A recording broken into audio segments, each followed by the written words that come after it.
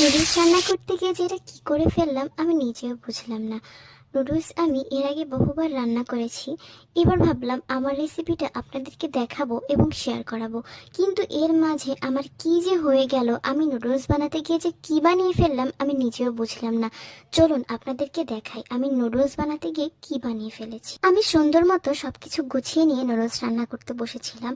আর আপনারা দেখছেন আমি এক প্যাকেট নুডলসের সাথে 2টা আলু নিয়েছি। আসলে আমার সবজি নুডলস খেতে ইচ্ছা করছিল, কিন্তু আমার বাসায় নুডলসে দেওয়া মতো তেমন কোনো সবজি ছিল না। আর আমার কাছে এমনি আলু ভাজি খেতেই অনেক ভালো লাগে, তাই ভাবলাম একটু বেশি করে আলু দিয়ে নুডলস করে দেখি কেমন লাগে। তো আমি দেখেন সুন্দর মতো সব কিছু গুছিয়ে নিয়েছি, সব কুচি করে কেটে নুডলসটা সিদ্ধ করতে দিয়েছি, একদম সুন্দর মতো সব করে নিয়েছি। প্রথম অকাজটা ঘটে যখন আমি ডিমের স্ক্রাম্বল করার জন্য তেলে ডিম দিই। তেলটা একদম ছুটে এসে আমার হাতে পড়ে। আমি বুঝলাম না কিসের জন্য আমি অত ওপর থেকে ডিম ফেলতে গেলাম, মানে পানিতে ঢিল ছোঁড়ার মতো করে আর কি।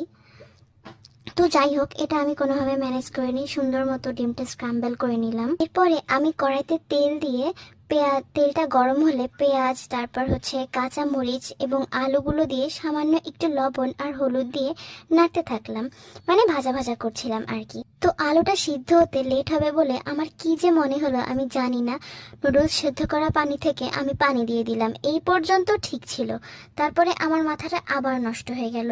তখন আমি বাকি পানি সহ যে নুডলস ছিল ওইগুলোও কড়াইয়ের মধ্যে ঢেলে দিলাম। আমি ভাবলাম হয়তো শুকিয়ে এটা ঝরঝরে হয়ে যাবে, ভালো হবে।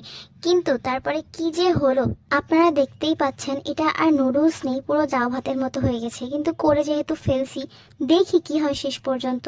তাই জন্য আমি এর মধ্যে মশলা এবং ডিম সব কিছু দিয়ে যতটুকু সম্ভব আস্তে আস্তে করে নাড়ার চেষ্টা করলাম, দেখি কতটুকু ভালো করা যায়। এই দেখে নুডলসের অবস্থা এইরকম লেটকে আছে, একদম মনে হচ্ছে ল্যাটকে খিচুড়ি। এই যে দেখতে পাচ্ছেন নুডলসের ফাইনাল লুক। একদম সত্যি কথা বলবো, দেখতে যেমনই হোক খেতে কিন্তু অতটা খারাপ ছিল না। আমার ছোট ভাইকে খেতে দিলাম, ও তো বললো ওর এটা বেশ ভালোই লেগেছে।